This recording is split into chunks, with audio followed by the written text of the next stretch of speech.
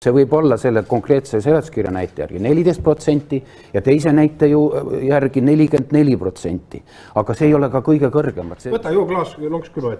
Küsimus nüüd sellest, et selle asemel, et siin loopida sõnu, ma arvan, et näete, Jürgen Ligi teebki niisuguse etatistliku riigivalitseja niisuguse olümposelt rahvale alla vaatava isiku hoiaku.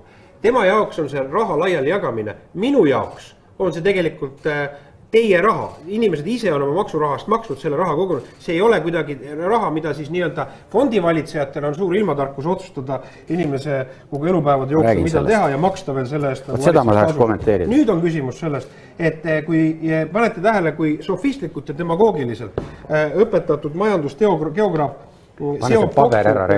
seob kokku tegelikult teemad, mis on hoopis erinevad. Ega Jürgen võtab eelduseks selle, mis sa seal uurid, et küsimus on sellest, eelduseks selle, et otse kui inimesed hakkavad käituma sellisel moel, et nad käituvad ebaratsionaalselt oma seisukohtadega. Võtke oma sammas välja.